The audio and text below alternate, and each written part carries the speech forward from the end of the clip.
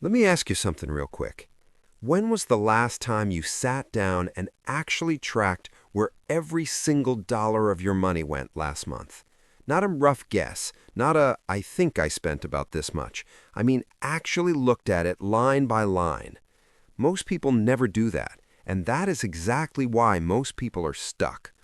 Here's what I've learned from studying Warren Buffett, the man who turned $114 into a $130 billion fortune starting from the age of 11. Wealth is not about how much money comes in. It is entirely about how much money stays in. That gap right there, that is the difference between the people who build real wealth and the people who look wealthy while quietly drowning. Buffett has a concept he keeps coming back to, and it's about your ability to keep compounding money uninterrupted over long periods of time. He calls it the snowball effect. The problem is, most of us have a snowball full of holes. We are bleeding money every single month, and we don't even know where it's going. Today, I am going to break down the 5 specific things that Warren Buffett says will keep you poor, and I'm going to back each one up with real numbers and real data, so this isn't just theory. This is the financial math of your actual life. Stay with me until number 3, because that one is going to shock you. It is the most normal, socially accepted purchase in America, and it is quietly destroying the middle class 1 month at a time. The first thing Buffett says you need to stop buying is a brand new car. And I know, before you click off, hear the numbers first. According to Experian's State of the Automotive Finance Market report, the average monthly payment for a new car in the United States hit a record $772 in Q4 of 2025. That is not a typo. $772 every single month. And it gets worse. According to Edmunds, more than 20% of new car buyers in America, 1 in 5 people, are now committing to monthly payments of $1,000 or more. Americans are borrowing an average of $43,759 just to buy a car. And to manage those payments, people are stretching their loans out to 7 years, 84 months, just so the monthly number looks manageable on paper.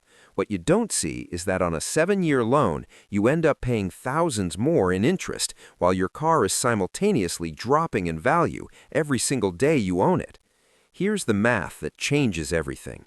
A new car loses roughly 20% of its value the moment you drive it off the lot. In the first year alone, that same car drops another 15 to 25% in value, depending on the model. So you are paying interest on a loan for an asset that is going down in value. Think about that for a second. You are paying a bank 6.56% interest in 2025 to own something that is simultaneously getting cheaper. That is wealth destruction in its most literal form. Buffett himself has said it plainly. He does not buy a new car every year. He drives his vehicle until it stops running, because he understands the car is just a tool. It is not a status symbol. It is not a financial move. It is just transportation. Now here is the alternative math.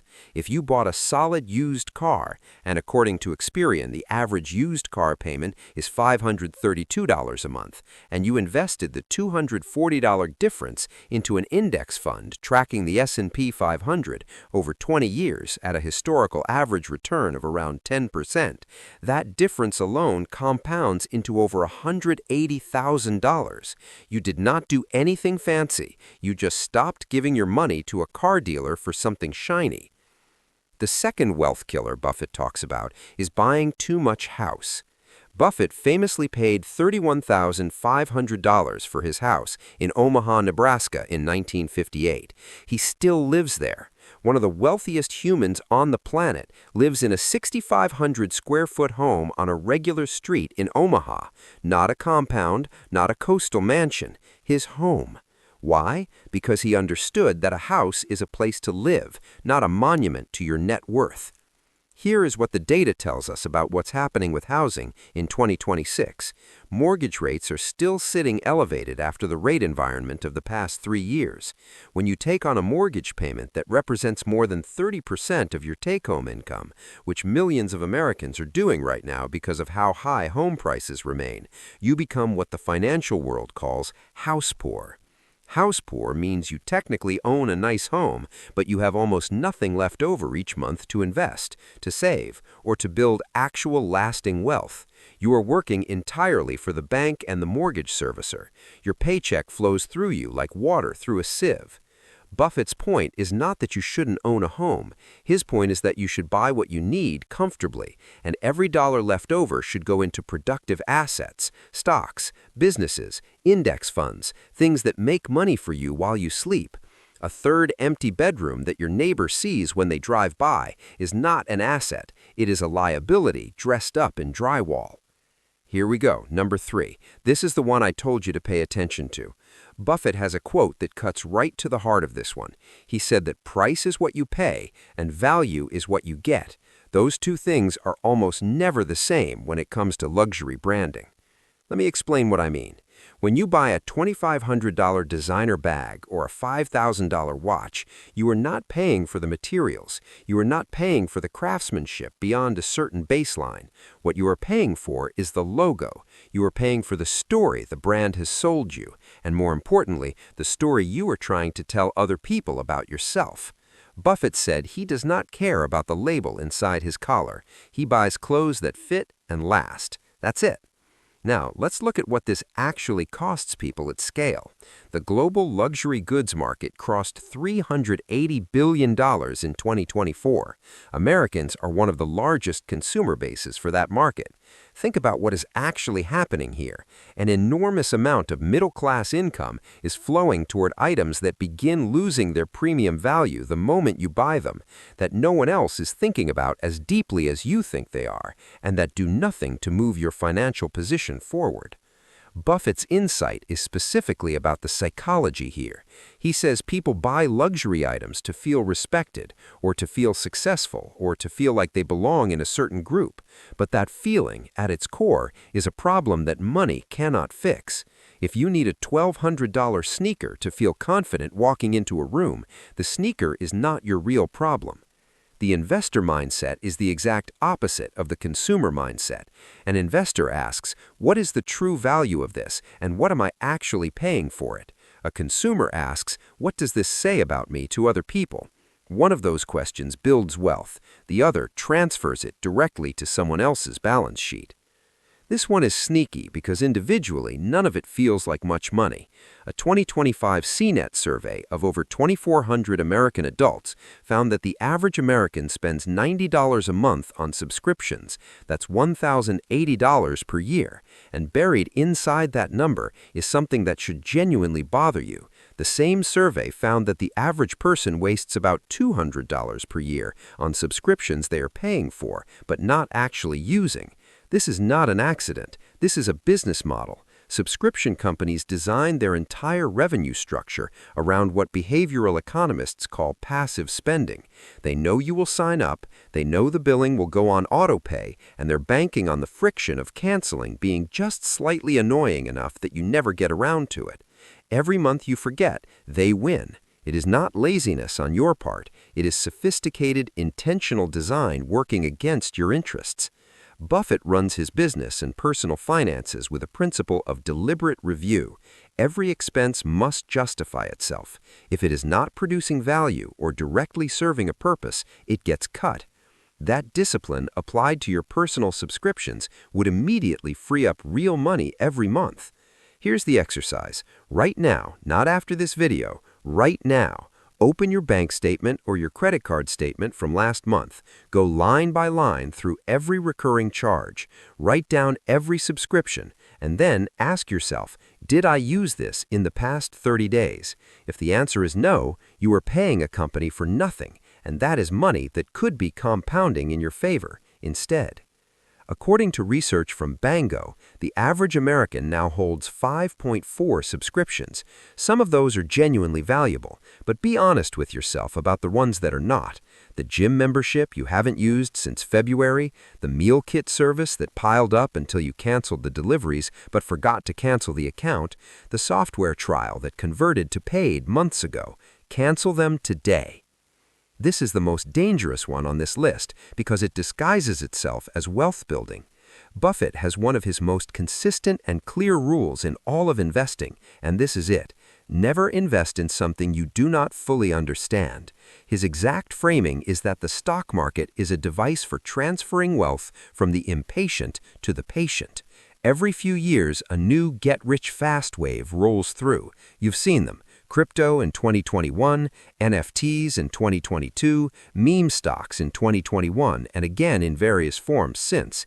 Each one of these waves carries the same underlying logic, and Buffett has a name for it, the greater fool theory. The idea is that you buy something not because it has genuine underlying value, but because you believe you can sell it to someone else later at a higher price. That works until it doesn't. And when the music stops, the people holding those assets don't just lose their gains, they often lose their principal. The data on retail investor performance during speculative periods is not kind. Studies consistently show that individual investors who chase speculative trends buy near the top and sell near the bottom, the exact opposite of what builds wealth. Emotions of excitement and fear drive the timing of their decisions, not rational analysis of underlying value. Buffett's approach has never changed in 70-plus years of investing. He buys businesses with strong fundamentals, clear competitive advantages, and honest leadership. He buys them at fair prices. He holds them. He does not try to double his money in a month. He does not stay up watching ticker symbols. He lets compounding do the heavy lifting over time. The boring truth of wealth building is this: a consistent investment into a low-cost S&P 500 index fund, started early and maintained through market ups and downs, has historically beaten the performance of the vast majority of active traders and speculative plays over any 20-year period. Not sometimes, almost always. The question Buffett wants you to ask before you put money into anything is simple. Do I understand this well enough to explain exactly how it makes money? If you can't answer that question clearly, your money should not be there. Let me pull back and show you what happens when you apply all 5 of these principles together, not theoretically, but with actual numbers. The average American who buys a new car, carries a large mortgage relative to their income, buys status items regularly, pays for a stack of subscriptions, and dabbles in speculative investments is doing something very specific with their money. They are converting their future wealth into present consumption. Every one of those decisions might feel normal because they are normal. But normal in America right now means the average household has less than $8,000 in liquid savings, according to the Federal Reserve. What Buffett is pointing at with all 5 of these is a single, simple shift in identity. Stop thinking of yourself as a consumer. Start thinking of yourself as an investor. A consumer asks, "What can I buy with this money today?" An investor asks, "What will this money become if I leave it alone and let it grow?" That shift, that single mental reframe, is the actual secret. Not a stock tip, not a hot asset class, not a life hack, a different relationship with money entirely. You do not need to make dramatic sacrifices. You do not need to live a miserable minimalist existence.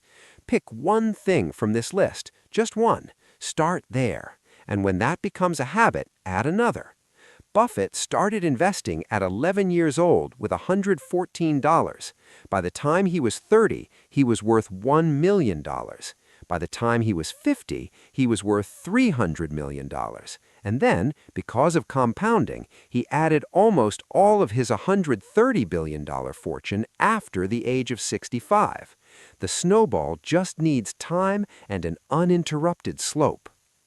Stop poking holes in your bucket. Let the snowball roll. In the next video, I'm breaking down exactly where Buffett says to put your money once you stop bleeding it. The 2 assets he has been positioning into for the next decade. Subscribe so you don't miss it.